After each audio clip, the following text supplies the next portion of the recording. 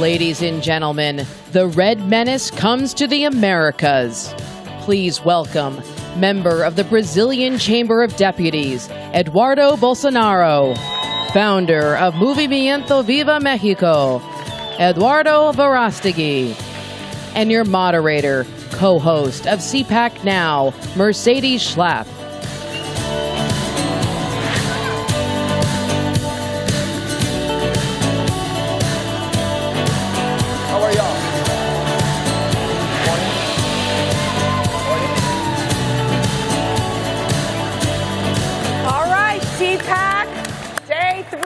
So exciting.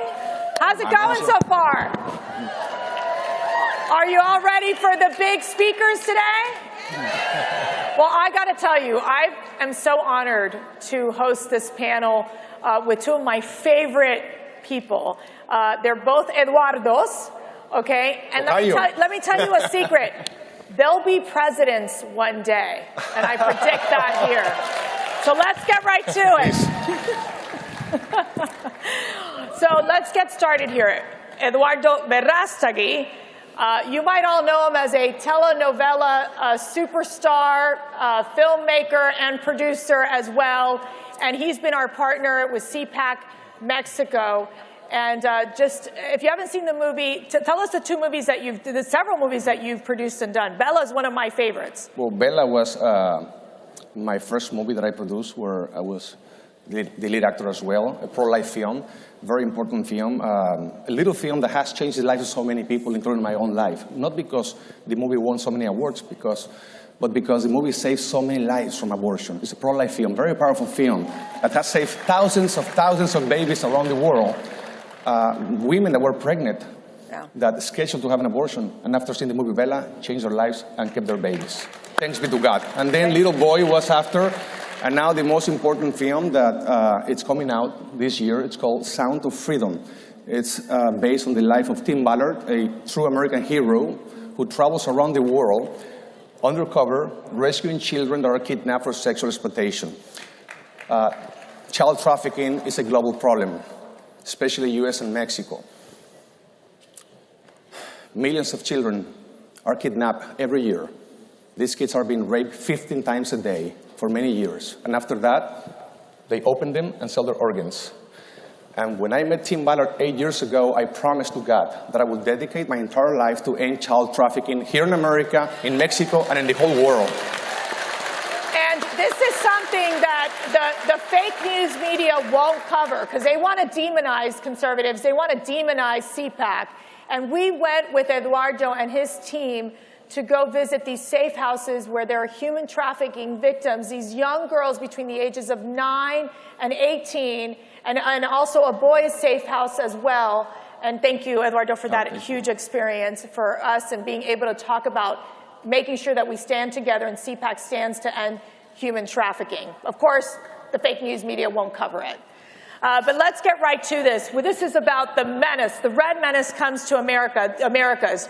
We're seeing more communists take over these important countries. I'll start with you, Eduardo, and then we'll go over to Bolsonaro. But really, what's happening in the region? Well, we know socialism is spreading like a wildfire. We have dictatorships in Cuba, in Nicaragua, Venezuela. It goes beyond those three countries. Now it's in Argentina. Now it's in Chile, now it's in Colombia, all over the place, and in Mexico.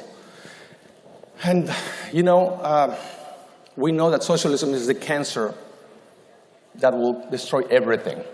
And these people, they go through, through the elections, and sometimes, they steal them.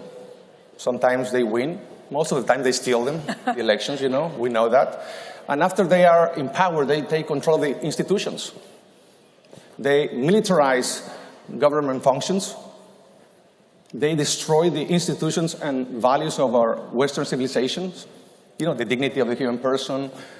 They promote abortion. They promote the woke agenda. Yes. Cultural Marxism. And they destroy our society. And now this is not just in Latin America, it's happening here. It's happening in the whole world. And I think events like Cpac will be the answer to remove them from where they are, because they are destroying our society. And I have hope that together we can, we can end communism. It's not just socialism. These guys are communists. López Obrador, our president in Mexico, he's a communist. Yes. He's destroying our country. He's destroying our country. And I love Mexico. And it breaks my heart to see our Mexican people, not flying like eagles. Yes. High. Because of López Obrador and his regime. He's a socialist, he's a communist, and we need to, remove him from office. So we've also had the great honor of hosting Cpac in Brazil. You all have to understand, it's about saving America, but it's also about saving this world where so many countries, where Cpac is having an impactful reach internationally to stop the globalists and the communists. And Eduardo Bolsonaro, along with his father and his family, they've taken this leadership role in Brazil. So what, in your case, and answer the same question, what is happening in the region, especially as, why should us Americans care about what's happening in places like Brazil? First, because Brazil is very important when you talk about geopolitics. Only to give you one example, and for sure you are intelligent and smart, you understand me. In case of a war, what would you like to have in your country? Iron? To produce the war machines? Okay, Brazil is the number 2 in the world. We produce 10 more times iron than the United States. Energy? We have more oil than Venezuela, than Kuwait, than Iran. Food? We are on number 4 in the world when we talk about food producing. But somehow the United States this administration is not looking that much for Brazil. I think they are happy with the new president, Lula da Silva, who had a great meeting with Mr. Biden. Ooh. But, I don't know if you know, but this week in Rio de Janeiro, we received a warship from Iran, which is under sanctions here in the United States. Yep. And your administration here asked Brazil to do not receive that ship. Uruguay and Chile refused to receive that ship, but we got that in Brazil. So I don't know how the foreign affairs policy of the Biden administration is working with that, and I cannot understand how a big supplier of iron, food, and energy is going to the Iran or China's hand.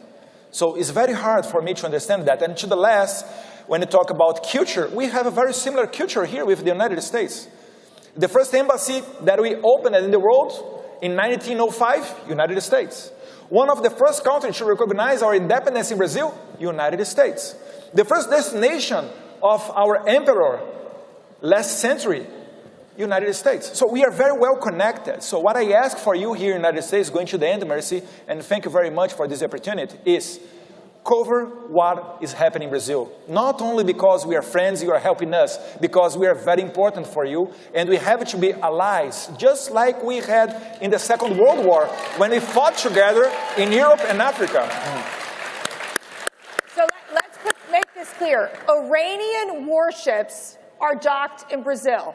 Is that not a direct threat to the United States of America and our national security?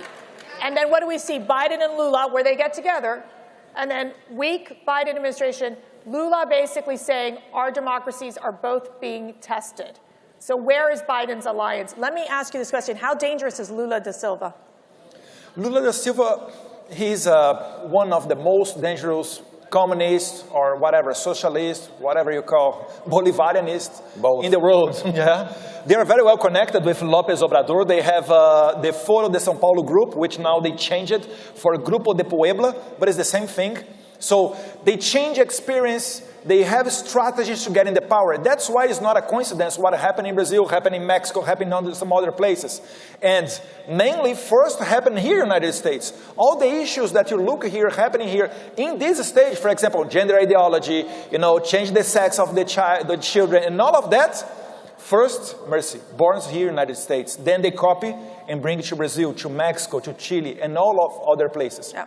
And to finish, the first thing that Lula da Silva made when he took office, it was about gun control. First speech of Lula da Silva as president, he was canceling everything that Jair Bolsonaro made during the 4 years when he was president of Brazil. And during these 4 years, we saw the biggest drop ever in murderous rates in the whole history of Brazil.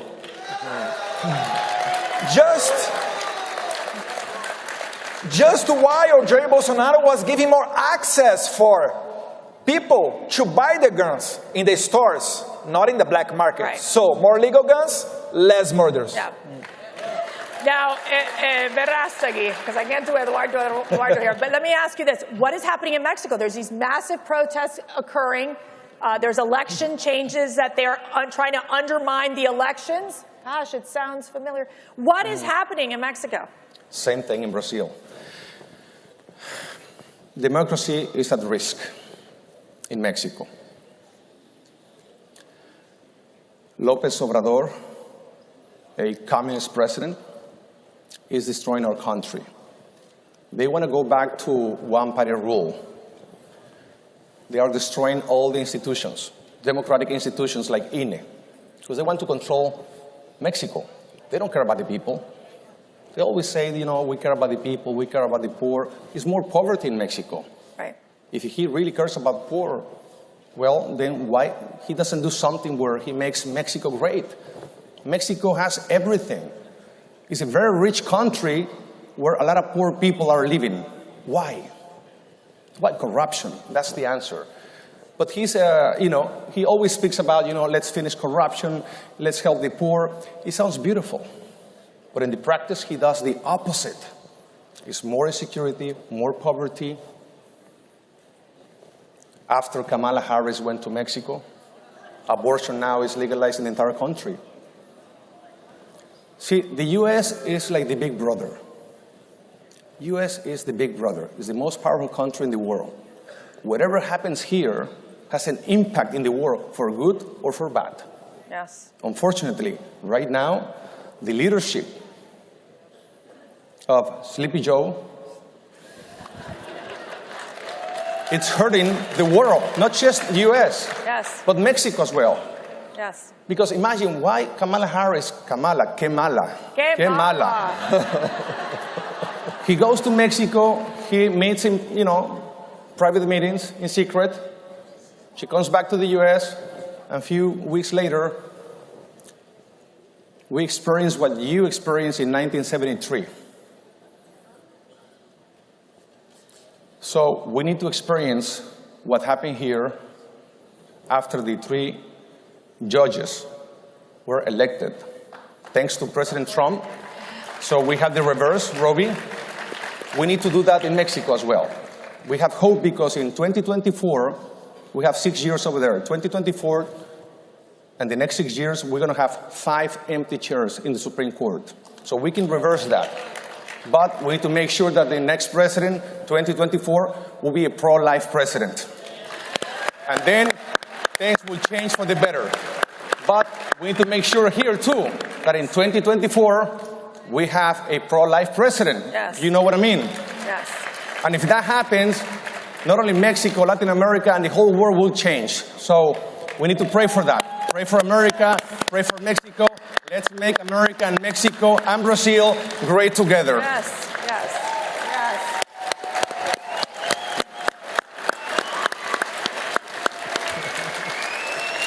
Vote Verástegui. Thank you. God bless you. Bolsonaro, let me ask you this. Eduardo brought up the Supreme Court in Mexico. You all have your issues with a corrupt, very powerful Supreme Court in Brazil. Explain what's happening there. After the elections, what we had is a lot of questions about the integrity of our elections, just like here. But the answer is, it was censorship and send some people even to the prison. Nowadays in Brazil, we have from 700 to 800 people in jail. Old ladies, people that were crossing Brasilia at that night when we had problems, just like as you had here on January 6th. But we never saw in the history of Brazil this amount of people going to jail. So again, what we ask for our American friends is to cover what happened in Brazil, because sometimes not even me, I'm a congressman in Brazil. By our constitution, you have an article saying that I can say and speak about everything. My opinions, my votes in Congress, we have immunity for that. But after the elections, about 10 congressmen got the social media shut down. Imagine here a senator that you like, I don't know, Rand Paul, Ted Cruz, Marco Rubio, and then after the election they start to make questions about the elections, and then the Supreme Court say, okay, shut down the social media of the senator. This is happening in Brazil now. That's why it's so important, Cpac and some independent media, to cover what is happening in Brazil. Because sometimes not even me can come and talk about that, because I will have some punishments in Brazil. For sure, not fair punishments, but they do that. To finish, and give you one more example, you have 2 journalists that are living here in the United States, that they got their passports canceled by the Supreme Court. Can you imagine that? It's like you have no nationality. From the night to the other day, then you have no more passport and you cannot go everywhere you want. They are here in the United States because you are one of our last hope in the world. When you talk about free speech, when you talk about freedom, and all of that. So that's why we need to be connected and changing experiences, exposing what they do in Brazil, what they do in the US, because today is in Brazil, tomorrow is in Mexico, and then in the United States. And this is not only happening in Latin America. I was just with our Spanish counterpart from Spain, the Italians. They're going through the same type of indoctrination of children, gender ideology, censorship of conservative, government colluding with big tech. So it is a global network of communists working and elitists and globalists working against us conservatives. So let me ask you, Eduardo, we've seen President Obrador talk about hugs, not bullets, this campaign where he basically wants to just kind of make peace with these drug cartels. What's the story behind that? Well, again, it sounds beautiful, right? No bullets, hugs and kisses and everything. But in reality, it's the opposite. Yeah. It's the opposite. So, but at the same time, this is very important because problems that are happening in Mexico, somehow, it's because there is a demand of drugs in the US. Only through a bilateral effort, working together, we can end this nightmare. So our kids in Mexico can come out to the streets and play again like before. Now it's impossible. They recruit them. Imagine you live in a poor area, your kids are playing around, the cartels, they come, and they take those kids, and they become sicarios the next day. Yeah. So we need to stop consuming drugs, first of all. And save our kids. So we can save America and save Mexico at the same time. This is not about, oh, Mexico, look, I saw Netflix, you know, Narcos on Netflix. Well, hold on a second. It's happening because something is happening here too. So we're not just neighbors, we should be brothers. We should eliminate all the things that we have done to each other in the past that hurt each other. And we need to, you know, capitalize all the good things that we have done to each other. Then we can make, as I said before, America and Mexico great together. But first we need a true leader, pro-life leader, someone that cares about family, God, religious freedom, who cares about the people for real, not just speaking actions. President Trump is a president of actions, not just words. And in Mexico, we have a president right now that is all about words. He has a show in the morning. Can you imagine what time? I don't know what time he works. Because every day he is in the morning just talking and talking and talking and talking and talking. I'm like, what time he's going to work? You know, he talks like, I don't know, 2 or 3 hours every day. Why don't you just use that time to listen to what the people of Mexico cares? Listen to them and then give solutions. Not just talk, talk, talk. It's all about him. He's a selfish, he's a communist, he doesn't care about Mexico, he doesn't care about God. He's all about, you know, promoting abortion, destroying, again, the institution and the values of our Western civilization. You know, we need to remove him. Well, we need to remove him. So there are a lot of rumors that you, Eduardo Verástegui, you're thinking of a run for president in the next election. Is that true? What's going to happen? Oh, well. You can announce it here at Cpac. Oh, no, you can't. You can't. You know, a lot of people are keep asking me that. I'm thinking about it. I'm praying about it. You will be the first one to know. It will be a big announcement soon. I love Mexico, and we need to save Mexico. And I think we can do this together. Save America and save Mexico together and save Brazil. My brother Eduardo is an amazing leader, an example of the youth. And we need to support him because I believe he will be the next president of Brazil.